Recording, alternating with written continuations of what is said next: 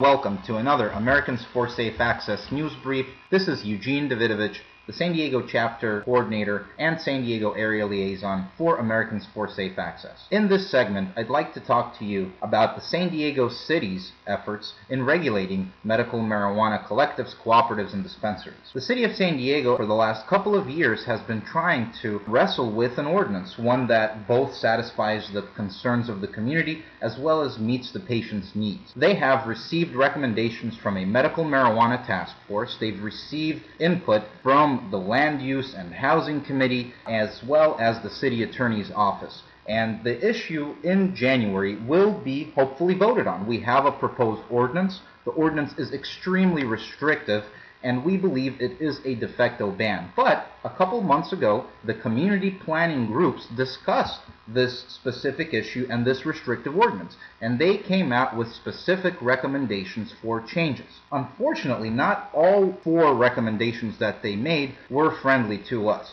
The first one that they made was they wanted to add an additional 1,000-foot buffer between medical marijuana dispensaries and colleges or universities. This as a result of the representative of 3 local universities lobbying them that day and on days before that. The second amendment is that any minor under 18 years old who has a medical marijuana prescription would have to have their parent or legal guardian purchase the medical marijuana for them. The third amendment was to allow each community planning group to request a waiver to the regulations to allow for more locations for dispensaries in their communities with approval of the community planning group. This is important, folks, and one that is critical. That means that even if the ordinance zones out everyone in the beach areas, all the areas around town where it is most densely populated, well, according to this, if the City Council takes up this recommendation and adopts it, each community planning group would be able to grant a waiver to a facility that does not meet the zoning and sensitive use requirements. And the fourth amendment that the community planning groups recommended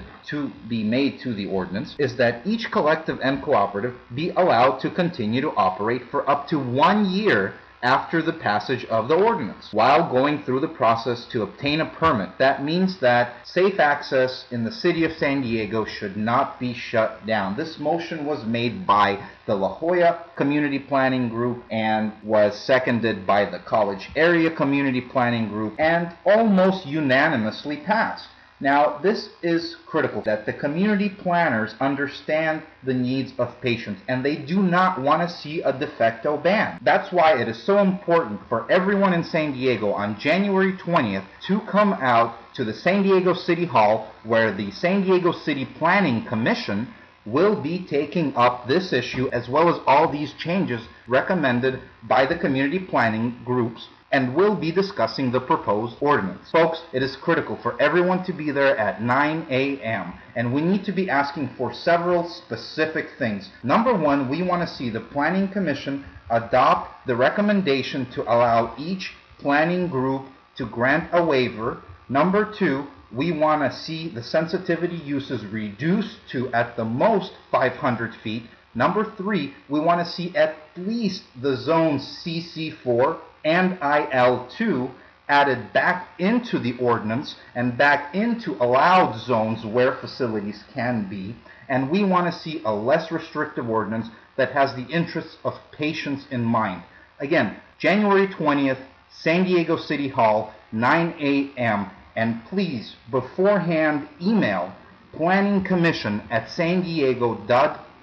Again, that's planningcommission@sandiego.gov, and let them know your concerns and ask them to consider the needs of patients and recommend the adoption of a less restrictive ordinance for medical marijuana facilities.